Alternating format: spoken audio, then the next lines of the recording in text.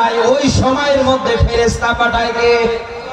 ফেরেশতারা আসার পরে দুইটা কথাই বলে, আল্লাহ তাখাফু ওয়ালা তাহজানু ওয়া আবশিরু বিল জান্নাতিল্লাতী কুনতুম তুআদুন। বলেন আল্লাহু আকবার। আল্লাহর বান্দারা, তোমাদের কোনো ভয় নেই, তোমাদের কোনো চিন্তা নেই, ওই জান্নাতের সুসংবাদ গ্রহণ করো, যেই জান্নাত আমার আল্লাহ তোমাদের দেওয়ার জন্য নিজে ওয়াদাবদ্ধ হয়েছে।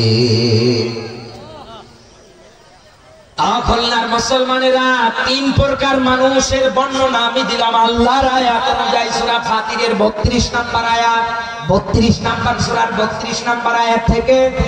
এখন আপনি নিজে ডিসাইড করে নেন, চিন্তা ভাবনা করে নেন, আপনি কি নিজেই নিজের উপরে জুলুম করছেন কিনা, আপনি কি মাঝামাঝি অবস্থান করছেন কিনা, নাকি আপনি আল্লাহর আয়াত অনুযায়ী, ব্যাখ্যা অনুযায়ী সত্যের উপরে ইস্তেকামত করে টিকে আছেন কিনা।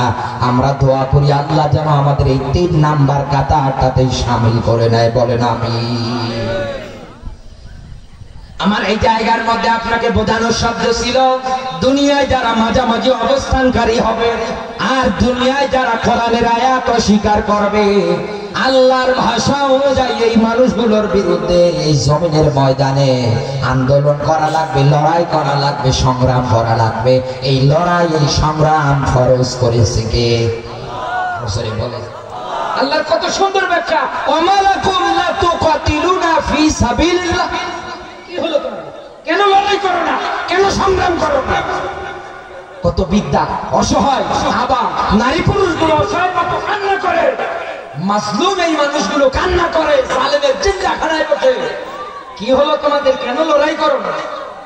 আল্লাযীনা আমানু ইউকাতিলুনা ফি সাবিলিল্লাহ, যারা ঈমানদার এরা কোনোদিন চুপ করে বসে থাকবে না, এরা লড়াই করবে, সংগ্রাম করবে। কার রাস্তা? বলেন বলেন বলেন। ওয়াল্লাযীনা কাফারু আউলিয়াউহুমুত তাগুত। তাগুত এই শব্দটা তুবিয়ান শব্দমূল থেকে এসেছে, যার অর্থ হচ্ছে সীমানা লঙ্ঘনকারী। আল্লাহর বড় সীমানা আছে না নেই? এগুলো তার লঙ্ঘন করে, আল্লাহর আইন মানার ক্ষেত্রে নিজের নিয়ম নীতি আইন তৈরি করে। শয়তান তাদের বন্ধু, যারা দুনিয়ার ময়দানে তাগুতের পক্ষে স্লোগান দেয়, সীমানা লঙ্ঘনকারী হয়, সীমা লঙ্ঘনকারী হয়ে যায়। এই মানুষগুলো শয়তানের পক্ষে লড়াই করে, সংগ্রাম করে। কথাটা আর এদের বন্ধু শয়তান। আজ বাংলাদেশে মিলিয়ে দেখেন তো, সবচাইতে বেশি লড়াই সংগ্রাম হয় শয়তানের পক্ষে। আর এই শয়তানের পক্ষ নিয়ে আজ কত মানুষ কত কায়দায়, কত দিক দিয়ে আলেমদের উপরে জুলুম করে, নির্যাতন করে।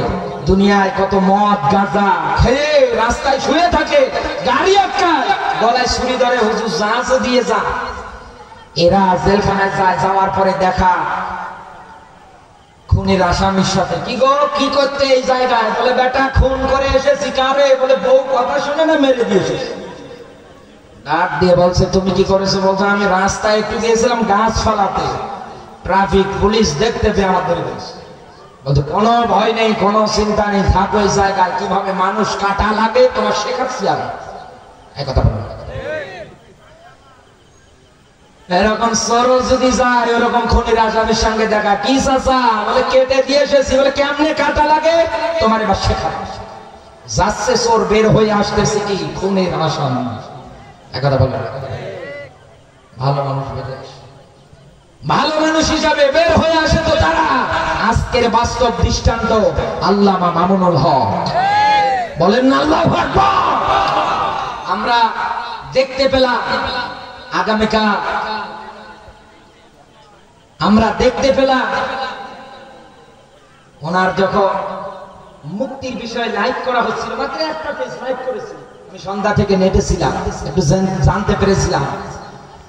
একটা পেজ, যুব কণ্ঠ নামে একটা পেজ লাইভ করতেছিল যে ওনাকে জামিন দেওয়া হবে। তখন দেখলাম অল্প কিছু সংখ্যক লোক কাশিমপুর হাই সিকিউরিটি কারাগারের সামনে। এরপর পরে 8টা বাজাও লোকে লুকারণ্য। তার মানে মুসলিম জাতি এটাই প্রমাণ করে দিয়েছে যে আলেমটার নামে ধর্ষণের মামলা দিয়ে বৈধ স্ত্রী হওয়ার পরে উল্টা পাল্টা কথা বলে তোমরা কারাগারে 42টা মামলা দিয়ে 3 বছর কারাবরণ করে দেখেছিলে, তার জনপ্রিয় ঢাকা চুম্বি করে দিয়েছে কে? এখন এই মামুনুল হক হুজুর যদি একটা ময়দানে কোরআনের কথা বলতে আসে, লোক কম হবে? কম হবে? লক্ষ লক্ষ লোক হবে। আপনি কি আচরণ করেছেন সব জাতি জানতে পারবে। পারবে কি পারবে না? আলেমদের সম্মান দিয়েছে কে? মর্যাদা দিয়েছে কে? দুনিয়ার কেউ কোনোদিন কমাতে পারবে না, কারণ এই মানুষগুলো সত্যের কাতার বন্দী টিকে থাকে। এই লোকটার কি ঈমান, লোকটার কি সাহস, মাঝে মাঝে আমাকে তার আলোচনাগুলো আর উজ্জীবিত করে দ্বীন আর ইসলামের কথা। আজকে যখন প্রথম তিনি মাইক হাতে পেয়েছেন, একটা স্লোগান দিয়েছেন গাড়ির মধ্যে দাঁড়িয়ে, মুসলমান যদি মরে যায় তো শহীদ। কিসের এখানে টেনশন? যদি মারা যায় শহীদ, আজ যদি না মারা যায় আল্লাহর জমিনে আল্লাহর আইন কায়েম করেই ছাড়বে। আল্লাহ যেন আমাদের কবুল করে, বলেন আমিন। এরকম যত আলেমেরা কারাগারে আছে আল্লাহ মুক্তির ব্যবস্থা করে দিক, বলেন আমিন। তবে কষ্ট লাগলো একটা বিষয়, আমির হামজা ভাই কারাগারে গেল, আমরা প্রতিবাদ করেছি, প্রত্যেকটা মাহফিলে বলেছি আমির হামজা ভাইকে আমরা ফিরে পেয়েছি। আল্লামা মামুনুল হক হুজুরকে আমরা আজকে ফিরে পেলাম সকাল 10টায়, কিন্তু আমাদের হৃদয়ে নাড়া দেয় সেই মানুষটা 50 বছর কোরআনে তাফসীর করেছে, 13 বছর জেলে। এই লোকটা যদি আজকে আল্লামা মামুনুল হক হুজুরের জায়গায় হতো, আমার তো মন বলে 64টা জেলাতে আনন্দের বন্যা বইছে। লক্ষ লক্ষ যে মানুষটার জন্য পাগল, হাজার হাজার মানুষ এখনো চোখের পানি ফুলিয়ে কান্না করে। আমাদের সেই চিরচেনা মুখ, আমাদের প্রিয় আল্লামা পিরোজপুরে জমিনে শায়িত হয়ে আছে। এই যে খুলনাতে ওনার মাদ্রাসা আছে, প্রতিষ্ঠিত মাদ্রাসা, এই জায়গায় ওনাকে দাফন করার কথা ছিল, কিছু ওই পোকা সার পোকারা দিল না দাফন।